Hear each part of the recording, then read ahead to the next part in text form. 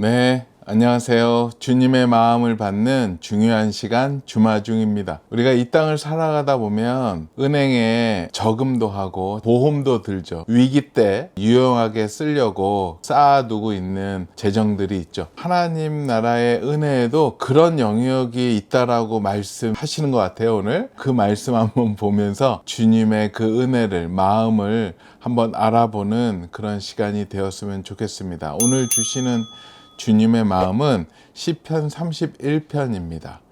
시편 31편 19절 말씀입니다. 주를 두려워하는 자를 위하여 쌓아두신 은혜, 곧 주께 피하는 자를 위하여 인생 앞에 베푸신 은혜가 어찌 그리 큰지요. 아멘. 한 번 더 나누겠습니다.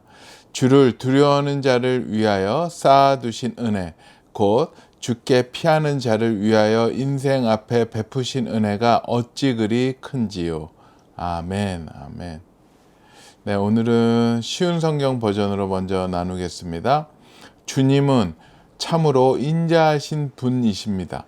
주님을 찾는 사람을 위해 주님의 은총을 마련해 두셨습니다. 특별히 주님은 많은 사람들 앞에서 그들에게 은총을 주십니다.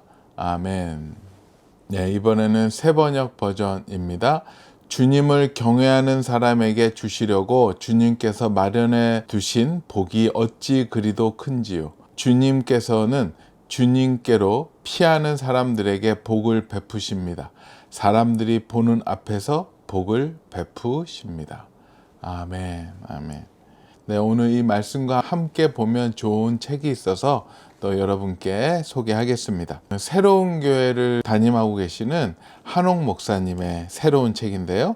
거룩한 돌파구입니다. 하나님의 섭리에 대한 책입니다. 보이진 않아도 하나님은 여전히 우리를 위하여 일하고 계신다라는 헤드카피로 시작을 합니다. 하나님을 더욱더 신뢰할 수 있고 하나님을 기대할 수 있는 귀한 책이 될 줄로 믿습니다. 오늘 그 안에서 나누겠습니다. 읽을 글의 제목은요, 나를 못살게 하는 사람들 대처법. 페르시아 제국의 악한 총리 대신 하만은 하나님의 심판으로 한순간에 처형당했다. 이스라엘의 원수 아멜렉의 후예인 하만.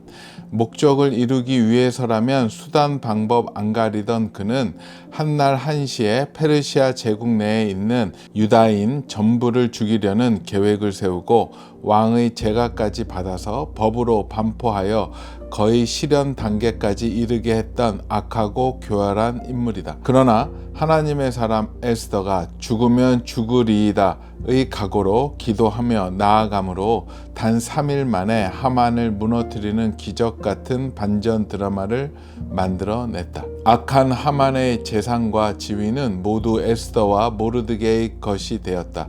불의한 자들이 가졌던 것은 결국 하나님의 사람의 차지가 되고 만다. 하만이 수십 년 동안 수단 방법 안 가리고 노력해서 쌓아 올린 모든 것이 순식간에 에스더와 모르드게의 것이 되었다. 욥기 27장 16절부터 18절까지 말씀. 그가 비록 은을 티끌같이 쌓고 의복을 진흙같이 준비할지라도 그가 준비한 것을 의인이 입을 것이요 그의 은은 죄 없는 자가 차지할 것이며 그가 지은 집은 좀의 집 같고 파수꾼의 초막 같을 것이며 그렇다. 악인들이 아무리 눈을 불을 켜고 남을 해코지하여 재산을 모은다 한들 다 헛될 것이다.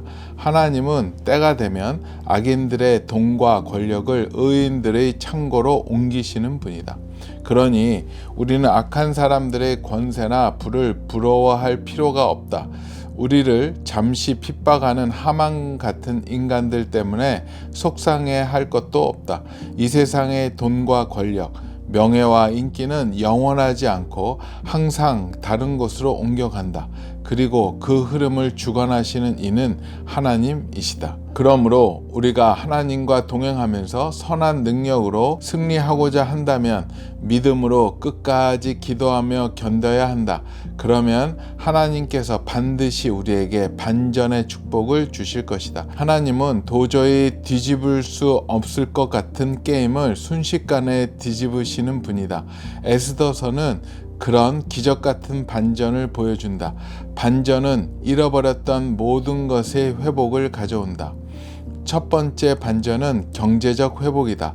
하나님께서는 하만이 악한 방법으로 축적해 놓았던 전 재산을 하나님의 사람 에스더에게 주셨다. 두 번째 반전은 권력의 회복이다. 하나님께서는 하만 대신 모르드게를 새 총리 대신의 자리에 올리심으로써 하만의 권력을 하나님의 사람인 모르드게에게 주셨다. 세 번째 반전은 법적 회복이다. 한날 한시에 유다인을 다 죽이라는 하만의 교서는 취소될 수 없었지만 그 조서의 내용을 무력화시킬 수 있는 새 교서가 다시 반포되었다. 모든 법적 권리를 박탈당한 채 무기력하게 죽을 날만 기다릴 수밖에 없던 유다인들은 이제 자신들을 방어하고 대적들을 공격할 수 있는 엄청난 법적 지위를 갖게 되었다. 하나님께서는 마귀가 우리를 죽이려고 놓은 덫을 거꾸로 마귀를 잡는 덫으로 바꾸시는 분이다. 약한 나를 강하게 하실 수 있는 분이다. 지금 우리를 힘들게 하는 그 사람이 절대 갑이라고 생각하지 말라. 하나님께서는 한순간에 입장을 바꿔놓으실 수 있는 분이다. 그 어떤 세상의 힘을 가진 사람도 하나님과 동행하는 사람의 인생을 함부로 망가뜨릴 수 없다. 지금 우리가 처한 상황이 매우 복잡하고 힘들 수 있다. 하지만 우리 운명의 최종 결정권자는 눈에 보이는 그 사람이 아니라 하나님이심을 믿어야 한다. 에스더와 모르드게는 연약했지만 뒤로 물러나지 않고 오직 믿음으로 담대히 거대한 악과 맞섰다. 오직 기도로 그 무서운 장벽을 정면 돌파했다. 하나님께서는 믿음의 사람을 통하여 역사하시고 승리를 주신다. 우리도 그렇게 할 수 있다. 아멘.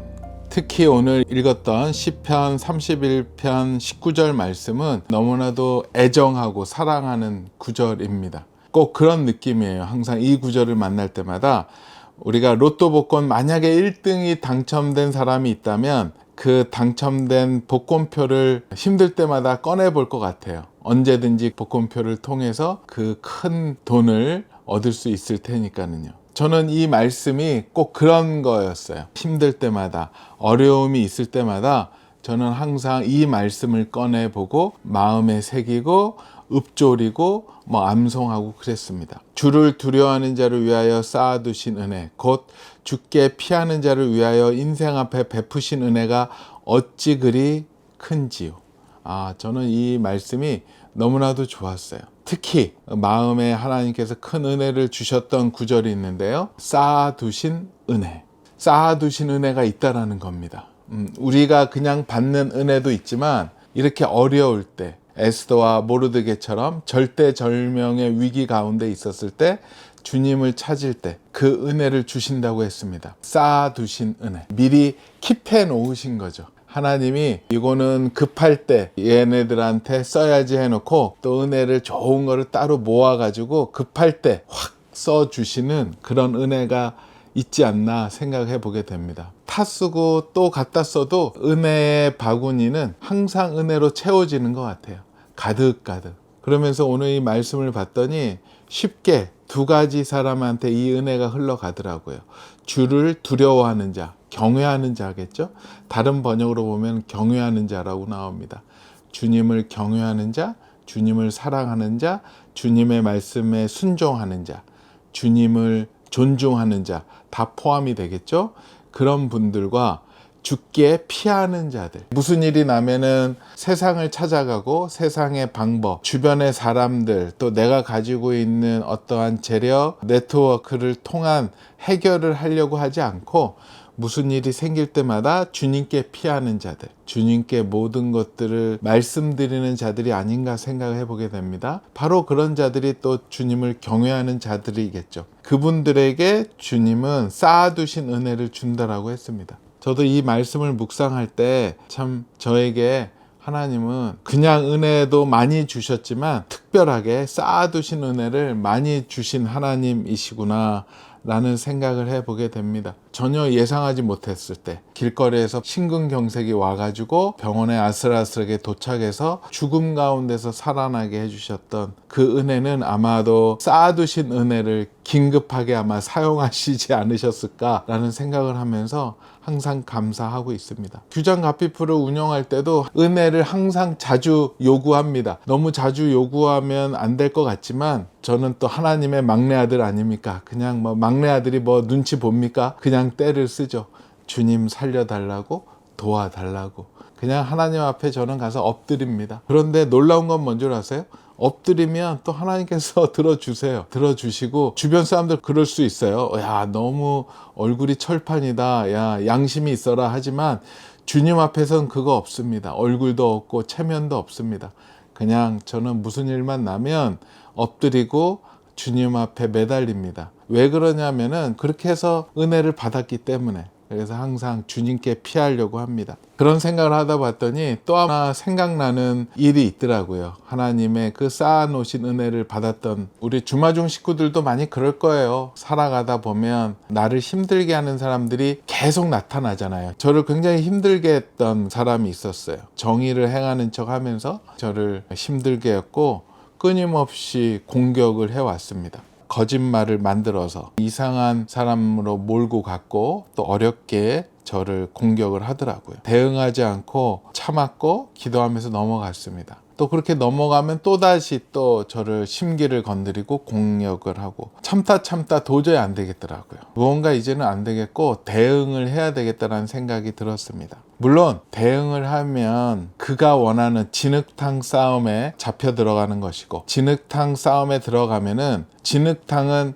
저의 홈그라운드가 아니거든요. 저는 하나님의 그 반석 같은 깨끗하고 좋은 곳이 저의 홈그라운드인데 진흙탕, 더러운 곳은 저의 홈그라운드가 아니죠. 사단의 홈그라운드죠. 대응하는 순간 홈 경기가 아니라 어웨이 경기에 잡혀 들어갈 것이고 그 진흙탕 싸움에 말려 들어갈 거라는 것도 알지만 너무나도 이게 화가 나고 기분이 상해가지고 안 돼. 이거는 내가 어떻게든 응징을 해야 돼 라고 생각을 했고 그래서 바로 응징을 하려다가 안 되겠다. 그래도 마지막에 한 번 더 기도를 해야 되겠다. 하나님한테 허락을 받고 가야 되겠다 하고 기도를 마지막으로 했습니다. 기도를 마지막으로 할 때 그럴 때 있잖아요. 또한 결론을 마련해 놓고 그쪽으로 막 하나님을 꼭 몰려고 했던 그런 기도. 그랬었던 것 같아요. 하나님한테 당위성을 계속 얘기해서 이거에 대해서 하나님 이건 피하면은 이거는 비굴한 겁니다.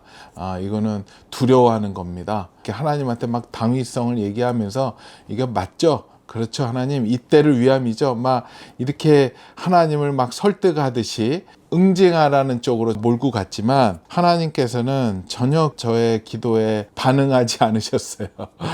하나님이 저한테 무반응하시면서 있으시다가 그 기도의 마지막 때쯤 가서 성령님의 감동이 이렇게 들어오시더라고요. 저는 성령님의 감동이 이렇게 들어올 때는 항상 말씀과 함께 들어올 때가 많이 있거든요. 말씀이 이렇게 생각나는데 오늘 우리가 나누었던 이 말씀이 생각이 나더라고요. 저는 말씀이 딱 들어오면 이번 같은 기도는 뭐 내가 너와 함께 한다, 그들을 파할 것이다, 뭐 이런 식의 말씀이 딱 들어오기를 어찌 보면 기대했고 생각을 했지만 전혀 상관없는 오늘의 이 말씀이 들어오더라고요. 그래서 이 말씀을 받기가 좀 싫었어요. 그런데 하나님이 주시는 말씀은 파도와 같잖아요. 아무리 거절하고 아무리 피해가려고 해도 또다시 그 말씀이 파도처럼 저쪽에서 하얀 거품과 함께 이렇게 쑥 저한테 또 들어오는 듯한 느낌이에요. 저는 또 아니에요, 하나님 이거 뭔가 잘못된 겁니다, 잘못 주신 것 같아요. 그러면 또다시 새로운 말씀이 아니라 그 말씀이 받아들일 때까지, 인정할 때까지 말씀이 계속 들어오는 듯한 마음이었어요. 눈만 감으면 이 말씀이 생각나고. 그래서 뭐 어떡하겠습니까? 일단은 대응을 멈추고 이 말씀을 이제 다시 묵상하게 되었죠. 이 말씀을 묵상을 해보니까는요, 쌓아두신 은혜를 주시고 사용하신다라고 하셨기 때문에 그래, 쌓아두신 은혜가 무엇인지 먼저 알아야 되겠다. 하나님이 이걸 통해서 해주시나 보다. 쌓아두신 은혜가 뭔가 좀 전쟁을 하기 위한 필살기라고 생각을 했었죠. 그래서 이제 기도가 이제 바뀌었습니다. 하나님, 저한테 주신 이 쌓아놓으신 은혜를 무엇을 주신다는 겁니까? 라고 다시 기도를 하게 되었는데요. 기도를 하면서 뭔가 하나님이 뭐 그렇게 응답을 주실 때 뭐 상대방의 그 불의함을 주님께서 보시고 한 방에 깨트릴 방법, 무슨 묘안을 주신다든가, 내가 알지 못했던 사실을 알게 해주신다든가, 아니면 그 상대방이 뭐 몸이 어딘가 아파서 힘들어져서 뭐 싸울 것까지도 없어진다든가, 뭐 이런 식의 저 수준에 맞는 상상을 했었는데요. 계속 기도하다 봤더니 하나님이 계속 그 파도처럼 주시는 그 말씀 가운데 그 다음에 밀려오는 그 단어는 감사와 사랑과 인내라는 단어였었던 것 같아요. 저는 어떻게 보면 그를 박살낼 수 있는 뭔가 필살기, 뭐 그가 몸이 뭔가 아파서 뭔가 이 전쟁 자체가 없어지는 그런 상상을 해봤었는데, 하나님은 전혀 그런 쪽에 은혜를 주신 게 아니고 감사하라, 사랑하라, 인내하라 라는 은혜였습니다. 이것이 바로 예수 그리스도의 속성이기도 하잖아요. 항상 하나님께 감사했고, 또 사랑 그 결정체셨고, 또 항상 인내하심으로 십자가를 지셨던 그 예수님의 그 모습이 저에게는 그 은혜의 선물로 다가오더라고요. 그래서 그 단어를 놓고 기도하기 시작을 했고요. 그 단어가 이제 저 마음에 가득 차게 되더라고요. 주님, 감사할 수 있는 마음을 달라고. 주님, 그를 사랑할 수 있는 긍휼한 마음을 달라고, 또 인내할 수 있는 믿음의 마음을 달라고 계속 주님께 기도를 했었습니다. 결국 그렇게 기도를 하게 되니까는요, 마지막에 가서는 이 상황을 이겨내고 견뎌낼 수 있는 감사한 마음이 생기더라고요. 또 그 공격하는 그 사람이 갑자기 불쌍해지기 시작했어요. 얼마나 그런 열등감과 어려움이 있기에 이렇게까지 하는가. 또 자기를 그렇게 알아달라고, 인기를 얻고 싶고 또 유명해지고 싶어하는 그 마음이 보이게 되는 것 같았고요. 그리고 지금 내가 대응할 때가 아니라는 것, 끌려 들어가면 사단의 계략에 딸려 들어가는 거라고 기다리라고, 그렇게 묶어가지고 저한테 은혜의 선물, 쌓아두신 은혜를 주셨던 것 같아요. 그러고 나서 아직까지도 결말은 안 나 있어요. 지금도 현재 진행형이에요. 잊을만 하면 나타납니다. 잊을만 하면 괴롭히고. 하지만 저는 이제는 그 주님의 방법을 배운 것 같아요. 은혜를 받고 있기 때문에 그때마다 그 주님께서 주셨던 그 마음, 감사의 마음, 사랑의 마음, 또 기다리는 마음으로 이 고비를 지나가려고 합니다. 뭔가 이게 성경처럼 멋있게 해피엔딩 났으면 좋겠는데요. 현실은 좀 그렇지 않은 게 있는 것 같아요. 하지만 저는 그렇게 기도하면서 주님과 더욱더 친해지는 그런 관계가 되고, 주님의 마음이 가까이서 보고 듣고 알 수 있는 듯한 그런 과정으로 들어가는 것 같습니다. 우리 주마중 식구들도 그렇게 어려운 상황들 계속 있을 줄 알아요. 그때마다 오늘 이 말씀처럼 쌓아두신 은혜, 하나님께서 우리를 예비하여 남겨놓으신 쌓아두신 은혜를 우리는 찾아 쓰면 됩니다. 찾아 쓰는 방법은 기도와 말씀과 기도입니다. 이 말씀을 보면서 기도하고, 기도하면서 주님의 마음을 받아서 주님의 인도하심을 받을 때 그 은혜를 온전하게 찾았을 수 있는 우리 모두가 되지 않을까 생각이 들어요. 말씀 한번 더 볼게요. 주를 두려워하는 자를 위하여 쌓아두신 은혜, 곧 주께 피하는 자를 위하여 인생 앞에 베푸신 은혜가 어찌 그리 큰지요. 아멘. 주님 감사합니다. 감사합니다. 우리 주마중 모든 식구들, 오늘 시편 31편 19절 말씀이 우리의 고백이 되고 우리의 간증이 되고 우리의 기도가 되는 우리 주마중 식구들 되게 허락하여 주시옵소서. 우리에게 주시기 위하여 쌓아두신 그 은혜가 얼마나 풍성한 은혜임을 우리가 오늘도 느끼면서 나아갑니다. 주님 도와주시옵소서. 주님 함께하여 주시옵소서. 감사하오며 거룩하신 예수 그리스도 이름으로 기도합니다. 아멘. 그래요. 주님께 피하는 자에게 이 은혜를 주신다고 하셨습니다. 함께 피해요. 주님의 날개 그늘 아래에서 만나자고요. 그곳에서 주님을 찬양하고 주님께 기도하고 주님을 기뻐하는 우리 주마중의 모든 식구들 되었으면 좋겠습니다. 오늘도 블레싱!